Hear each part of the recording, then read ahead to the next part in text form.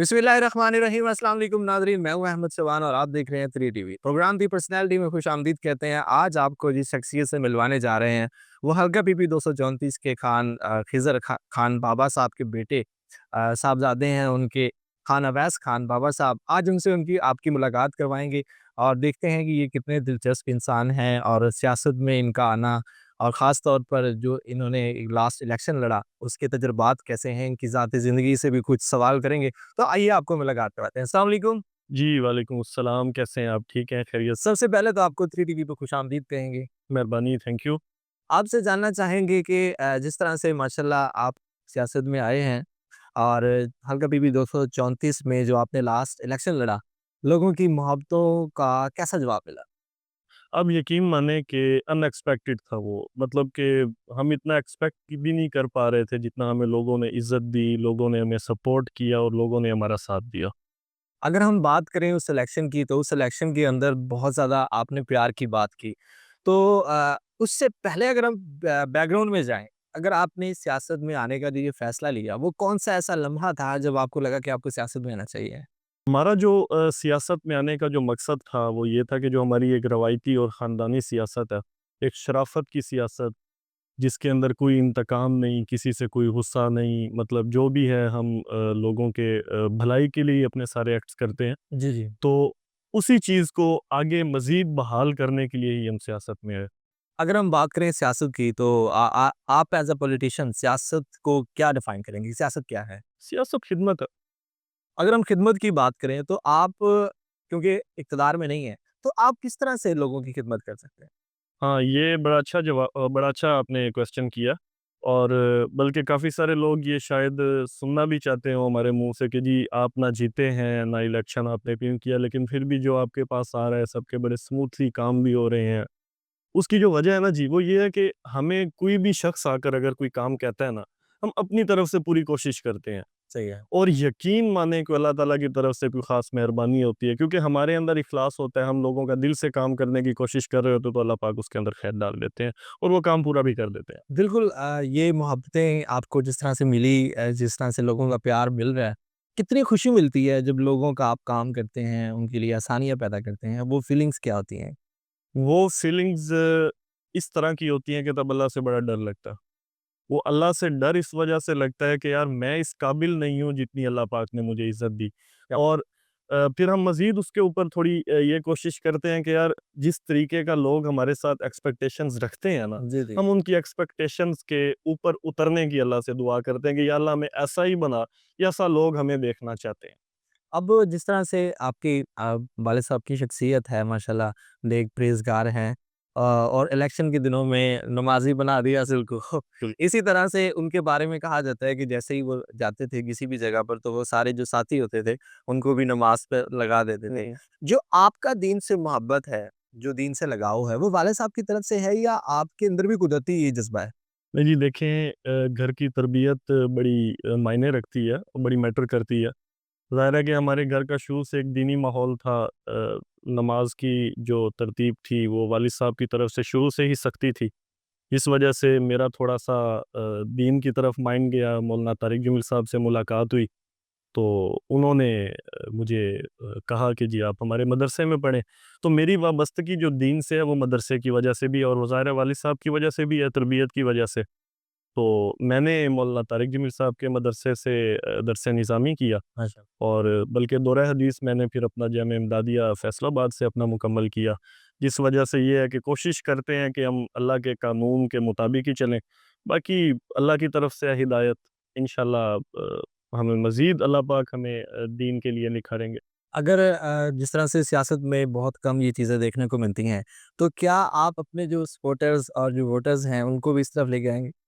ज़ाहिर है ये आपने बल्कि देखा होगा पिछली कैंपेन में कि हमारे साथ जितने भी लोग होते थे, हम कैंपेन के दौरान जहाँ पे नमाज का टाइम होता था, जिस इलाके में हम होते थे, तो वहाँ पे हम सारे ही नमाज अदा करते थे और बल्कि ये चीज़ काफ़ी सारे लोगों ने तो हमें इस वजह से भी सपोर्ट किया, दीन की वजह से भी सपोर्ट किया, क्योंकि दिल तो अल्लाह पाक किसी भी मामले के ज़रिए जोड़ सकते हैं ना बिल्कुल। आपके साथ। तो काफ़ी सारा लोगों का जो हमारी तरफ रुझान हुआ, तो उसके लिए मैं जो वजह करार देता हूँ, तो वो दीन देता हूँ। अगर हम बात करें लीडर की, کیونکہ آپ کے لیے تو رول ماڈل آپ کے والد صاحب ہیں، بالکل لیکن اگر ہم لیڈر کو ایک لفظ میں ڈیفائن کریں تو لیڈر ہوتا کیا ہے بیسیکلی؟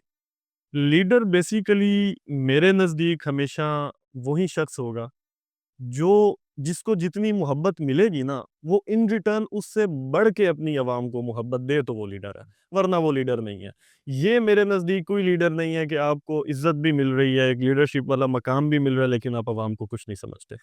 اکثر ہوتا یوں ہے کہ جب الیکشن سے پہلے ہوں، لوگوں کی باتیں، ان کے وقت دینا لوگوں کو، ان کے کام کرنا، بالکل۔ وہ سچویشن اور ہوتی ہے، لیکن جب اقتدار میں آتے ہیں تو وہ بدل جاتے ہیں۔ تو کیا یہاں پہ بھی ایسا ہی کچھ سین ہوگا یا کیا؟ نہیں، ہم یقین مانیں اس معاملے میں اللہ سے بڑا ڈر کے یہ بات کر رہا ہوں کہ اپنی طرف سے ہم پورے اخلاص اور پوری اچھی نیت کے ساتھ آئے ہیں، ٹھیک ہے؟ کہ تاکہ لوگوں کے ساتھ ہم جیسے اب ہیں، جتنا اب کلوز ہیں، اور یا ہم نے یہ جو ایک گیپ ختم کیا ہے عوامی نمائندے اور عوام کے دوران کے درمیان، تو اس کو ہم انشاءاللہ اس جو گیپ کو ہم نے ختم کی ایسے ہی برقرار رکھیں گے۔ ہمارے اندر اللہ کی طرف سے کوئی تبدیلی آنی ہو ہمارے اندر تو وہ ایک الگ بات ہے، لیکن ہمارا اپنا اس طرح کا کوئی پلان نہیں ہے کہ ہم ابھی عوام کے ساتھ اتنا گھلے ملے ہیں اور عوام الیکشن جیتنے کے بعد یا الیکشن ون کرنے کے بعد ہم عوام سے دور ہو جائیں گے۔ کچھ ایسی شخصیات ہوتی ہیں جو موسٹ فیوریٹ ہوتی ہیں، آپ کی زندگی میں کون ایسا موسٹ فیوریٹ ہے جو آپ کہتے ہیں کہ ون آف دی بیسٹ؟ کس کے ریلیٹڈ؟ سیاست کے جی ریلیٹڈ؟ بالکل سیاست۔ سیاست کے ریلیٹڈ تو وہ تو ظاہر ہے کہ میرے خیال میں جو 90% یوتھ کا فیوریٹ ہے وہی میرا فیوریٹ ہے۔ بات آپ نے کی یوتھ کی، ہمارا پاکستان کا 60% یوتھ ہے، تو ان کے ووٹ لینا بھی بہت ضروری ہے۔ تو آپ کی ان حوالے سے کیا پلاننگ ہے کہ آپ کو کیا لگتا ہے کہ نوجوانوں کو آپ اپنے ساتھ انگیج کیسے کر سکتے ہیں؟ اصل پہ جی جو اس ٹائم ایک ہمارے ملک کی سیاسی حالات چل رہے ہیں نا، لوگوں نے ڈیپینڈ کرنا شروع کر دیا ہے پارٹیز پہ، نہ کہ کینڈیڈیٹس پہ۔ میرے نزدیک یہ ہمارے عوام کا جو سب سے بڑا ایک المیہ ہے وہ یہی ہے کہ ہم ہمیشہ پارٹی کو دیکھتے ہیں، ہم کینڈیڈیٹ کو نہیں دیکھتے۔ صحیح۔ کسی پارٹی کا اگر اس ٹائم پہ اچھا نام چل رہا ہے، اگر وہ پارٹی کسی چور یا ڈکیٹ کو بھی ٹکٹ دے دے نا، جی جی تو وہ کہتے ہیں نا وہ عام زبان میں کہ جی اس پارٹی کے ٹکٹ سے تو جو لڑا تو وہ فلانا بھی جیت جائے گا، چور بھی جیت جائے گا۔ جی جی تو اس لیے میرا یہ ماننا ہے کہ عوام کو کینڈیڈیٹ کے اوپر موازنہ کرنا چاہیے، نہ کہ پارٹی کے اوپر۔ صحیح ہے۔ کیونکہ دیکھیں مثال کے طور پہ اگر آپ کسی پارٹی کے ہیڈ کی وجہ سے میں نام نہیں لیتا، کسی کو ووٹ دیتے ہیں تو اس نے آ کے تو آپ کے حلقے میں نہیں بیٹھنا، جی آپ کے حلقے میں تو اسی نے ہی رہنا ہے نا جو اس کا نمائندہ ہے۔ بالکل۔ تو آپ نمائندے کے اندر موازنہ کر کے جس دن ووٹنگ کرنا سٹارٹ کر دیں گے یا جس دن ووٹ دینا سٹارٹ کر دیں گے پارٹی کو سائڈ پہ رکھ کے، جی اس دن دیکھیے گا آپ کے علاقوں کے حالات بدل جائیں گے انشاءاللہ۔ اگر ہم بات کریں، آپ نے ووٹر کا ذکر کیا، تو ووٹر کی کیا قدر ہے ہمارے ہاں یا اس کی کیا قیمت ہے؟ ووٹر کی قیمت کا اندازہ اب یہاں سے لگا لیں کہ ہم جتنا مرضی پیسہ لے کے لاہور چلے جائیں تو ہمیں وہ ایم پی اے نہیں بنا سکتے، چاہے کروڑوں اربوں بھی ہم دے دیں انہیں، وہ ہمیں ایم پی اے تب تک نہیں بنا سکتے جب تک ووٹر ہمیں ووٹ نہ ڈالے۔ صحیح ہے۔ تو یہاں سے آپ اندازہ لگا لیں کہ میرے خیال میں ایک ووٹ کی قیمت تو اربوں سے بھی زیادہ بنتی ہے۔ اچھا، اگر ہم یہاں پر بات کریں علاقے کے مسائل کی، تو آپ کے نزدیک ہمارے جو اس حلقے کے مسائل کون کون سے ہیں؟ اس ٹائم جو میں نے کیونکہ بینگ اینتھروپولوجسٹ میں اینتھروپولوجسٹ بھی ہوں، جی تو تھوڑا سا نوٹ کر لیتے ہیں علاقوں کے کیا مسائل چل رہے ہیں۔ تو اس ٹائم جو یہاں پہ جو سب سے زیادہ جو مین مسائل جو مجھے سمجھ میں آ رہا ہے وہ ہیلتھ ایشوز ہیں۔ جی ہیلتھ ایشوز کیسے؟ ایک تو عطائی ڈاکٹروں نے یہاں کا بیڑا غرق کیا ہوا ہے۔ صحیح۔ اپنے ہر اڈے پہ جہاں پہ کوئی 4-5 ہزار لوگوں کی آبادی ہے وہاں پہ ایک ہاسپٹل بنا ہوا ہے، پوچھنے پہ پتہ لگتا ہے کہ جی یہاں پہ کوئی M B B S doctor ہے جو ہفتے بعد آتا ہے، اور آپریشن وہاں پہ ہر روز ہو رہے ہوتے ہیں۔ تو اس طرح کے کیسز بہت زیادہ آتے ہیں ہمارے پاس کہ جی انفیکشن ہو گیا، انفیکشن سے ڈیتھ ہو گئی، چیزیں جو وہ یوز کرتے ہیں، جو سرجیکل پروڈکٹس یوز کرتے ہیں وہ سینیٹائز نہیں ہوتے پراپر، جس وجہ سے بیماریاں مزید پھیلتی ہیں۔ تو میرے نزدیک جو سب سے بڑا اس ٹائم علاقے کے اندر ہمارا ایشو ہے وہ ہیلتھ ایشو ہے۔ اور دوسرا جو ایشو ہے وہ یہ ہے کہ دیکھیں اصل مسئلہ تعلیم نہیں ہوتا، اصل مسئلہ ہوتا ہے تعلیم کے بعد اس تعلیم کے ریلیٹڈ ریوارڈ۔ صحیح ہے۔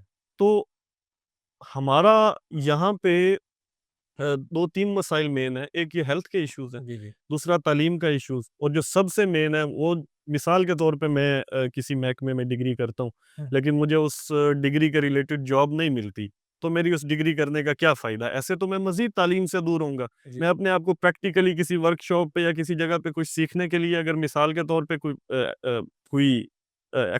کچھ سیکھتا ہوں تو وہ میرے کام آ جائے گا، بلکہ ڈگری تو میرے کام نہ آئی۔ تو یہ سب سے زیادہ جو ایک میرے نزدیک جو مسائل ہیں۔ آپ اقتدار میں آ کے ان مسائل کو حل کریں گے؟ جی بالکل، اگر میں آج بیٹھ کے یہ چیز ڈسکس کر رہا ہوں تو ظاہر ہے یہ میرے مائنڈ میں ہمیشہ تک رہے گی۔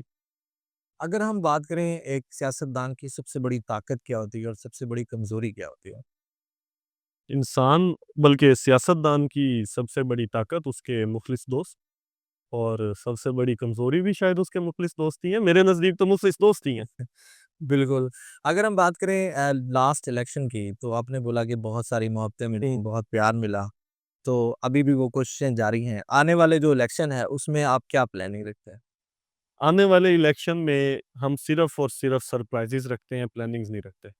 پلاننگز کے اوپر ہم ورک کر رہے ہیں۔ ٹھیک ہے۔ جتنی بھی ہمارے جو بیفور الیکشنز کے جتنے بھی ہم نے کچھ پلانس کیے تھے وہ اللہ کا شکر ہے ہم ٹائملی آہستہ آہستہ کر رہے ہیں، ان سب کے اوپر کام کر رہے ہیں، لیکن یہ اس کو سرپرائز رہنے دیں۔ انشاءاللہ اگلے الیکشن میں اچھا سرپرائز ہوگا۔ چلیں جی، سرپرائز آنے والے ہیں۔ اگر ہم بات کریں کھانے پینے کے حوالے سے، کیا کھانے پینے کے شوقین ہیں؟ دیسی، اچھا۔ ہاں، میں کانٹیننٹل زیادہ پسند کرتا ہوں، دیسی فوڈ زیادہ پسند کرتا ہوں بنسبت فاسٹ فوڈ کے۔ بلکہ میری جب سے میں علاقے شفٹ ہوا ہوں یا علاقے میں ہوں، تب سے میری خوراک بہت ہی سمپل ہو چکی ہے۔ صبح ناشتے میں کوشش کرتا ہوں کہ صرف مکھن اور شکر کے ساتھ ہی پراٹھا کھا لوں، اچھا، دوپہر کو جیسے ہوتا ہے جو بھی سالن ہو میں دیسی خوراک سے تو اکثر لوگ بڑے موٹے تازے ہو نہیں۔ جاتے ہیں۔ دیسی خوراک کبھی بھی آپ کو موٹا نہیں کرتی، بلکہ دیسی خوراک تو آپ کو سلم رکھتی ہے۔ اچھا۔ موٹا آپ کو وہ خوراک کرتی ہے جو کہ ہائیجین نہ ہو، جس کا پراپر آپ یہ جو برائلر مرغی یوز کرتے ہیں، میں نے تو خیر کبھی نہیں کھائی، بلکہ جب سے یہاں پہ آیا ہوں، علاقے میں آیا ہوں، تو میں کوشش یہی کرتا ہوں کہ میں دیسی خوراک جو یہاں کے ہمارے علاقے کے جو ایک ثقافتی کچھ فوڈز ہیں، بس انہی کو ہی میں پریفر کرتا ہوں۔ میں باقی بہت کم۔ اگر ہم بات کریں اس وقت جو آپ کے سپورٹرز ووٹرز موجود ہیں، یا جو ابھی آپ سے محبت رکھتے ہیں، وہ چاہتے ہیں کہ آپ کی سپورٹ کی جائے، تو کوئی ایسی وجہ، کوئی ایسی بات جو ان کے دل کو لگے، وہ کیا وجہ ہے کہ آپ کو کیوں سپورٹ کیا جائے یا آپ کے ساتھ وہ کیوں کھڑے ہو؟ یہ آپ ان سے پوچھیں، یہ سوال آپ میرے سے نہ کریں، کیونکہ دیکھیں میرا ایک چیز کے اوپر بلیف ہے کہ میں اگر کسی شخص کی عزت کروں گا نا تو ان ریٹرن اللہ مجھے اتنی عزت دے گا۔ صحیح۔ اور ہمارے ڈیرے کا یہ اصول ہے کہ ہم عزت کے معاملے میں اور ادب کے معاملے میں کسی کے ساتھ کوئی کمپرومائز نہیں کرتے، بلکہ سب کو برابر عزت دیتے ہیں اور سب کے ساتھ ہم برابر ادب رکھتے ہیں، جس وجہ سے ہمارے ساتھ بھی پھر لوگ اسی طرح سے محبت بھی رکھتے ہیں اور ادب بھی کرتے ہیں۔ جیسے ہی لاسٹ الیکشن آپ نے لڑا، وہ جب اس کا رزلٹ آیا، پہلا جملہ منہ سے کیا نکلا؟ الحمدللہ، مطلب جتنی محنت کی تھی اس کے مطابق اللہ پاک نے بڑا اچھا ہمیں مطلب ریوارڈ دیا اس کا۔ 3 ٹی وی کے توسط سے آپ جو حلقے کے لوگ ہیں جو آپ کو اس وقت دیکھ رہے ہیں، ان کو کیا میسیج دینا چاہیں گے، کیا پیغام دینا چاہیں گے کہ وہ آپ کی شخصیت سے، آپ کی سیاست سے ریلیٹڈ، یا آپ جو آئندہ پلاننگز رکھتے ہیں، کوئی گڈ میسیج دینا چاہیں؟ میرا تو جی میں اگر آپ میسیج کے بارے میں بات کریں تو ایک ہی میسیج ہے کہ جی لڑائی جھگڑا فساد، ایک دوسرے کے ساتھ کینہ رکھنا، ایک دوسرے کی لیگ پولنگ کرنا، مہربانی کریں ان چیزوں کو چھوڑ دیں، ترقی کی طرف جائیں۔ جو شخص آپ کے نزدیک ہو، آپ کا ہمسایہ ہو، آپ کے علاقے میں ہو، اگر وہ کچھ ترقی کے مراحل اپنے طے کر رہا ہے تو اس کو مزید سپورٹ کریں، نہ کہ اس کی لیگ پولنگ کریں۔ ہر معاملے میں، گھریلو معاملات میں، کاروباری معاملات میں، سوشل معاملات میں، جہاں پہ بھی آپ کو ایسا کوئی شخص محسوس ہو کہ اس کے اندر اللہ پاک نے کوئی کوالٹی، کوئی ایبلٹی رکھی ہے، تو اس کو سپورٹ کریں، نہ کہ اس کی لیگ پولنگ کریں۔ گناہ بھی ہے، اللہ کی طرف سے بھی گناہ ہے، لیکن پھر یہ ہے کہ بندہ جو کسی کے لیے کوئی بغض رکھتا ہے تو پھر دیکھ لیں کہ آپ، اللہ نے پھر آپ کے ساتھ یہی معاملہ کرنا ہے۔ مطلب اگر اس چیز کو آپ اللہ کی ناراضگی برداشت کر سکتے ہیں تو کریں، اگر اللہ کی آپ نے ناراضگی نہیں مول لینی تو سپورٹ کریں، سب کو عزت دیں، احترام دیں، لوگوں کے ساتھ اچھے معاملات رکھیں، اپنے گھریلو معاملات کو اچھا کریں، غصے کو جانے دیں، چھوٹی سی زندگی ہے، پیار محبت سے گزاریں، بس یہی ایک میسیج ہے۔ Good message. اور لاسٹ میں خان اویس خان بابا کیا ہے؟ ایک عام سا اور سادہ سا انسان، اور کچھ بھی نہیں۔ ہاں، البتہ اللہ نے اس کو انشاءاللہ سادہ رکھا ہے اور سادہ ہمیشہ رکھے گا۔ ہمارے لیے وہ میرے لیے مطلب زیادہ صاحب عزت اور صاحب احترام ہے، جن کی وجہ سے میرا احترام کیا جاتا ہے۔ کیا بات ہے! یہ تھے ہمارے ساتھ اویس خان بابا صاحب، جن کی باتیں آپ نے سنی، ان کی پلاننگز کو جانا، اور کچھ سرپرائزز ہیں ہمارے لیے، سب کے لیے انشاءاللہ نیکسٹ الیکشن میں دیکھیں گے۔ دعا کرتے ہیں کہ جیسے ابھی یہ شخصیت ان کی ہے اسی طرح رہیں، الیکشن کے بعد بھی یہ جو ان کی پلاننگز ہیں، جو اللہ پاک نے ان کو جذبہ دیا ہے لوگوں کی خدمت کرنے کا، وہ اسی طرح سے رہے۔ کیمرہ مین روشن کے ساتھ احمد شبان کو اجازت دیجیے، اپنا بہت سارا خیال رکھیے گا۔ اللہ نے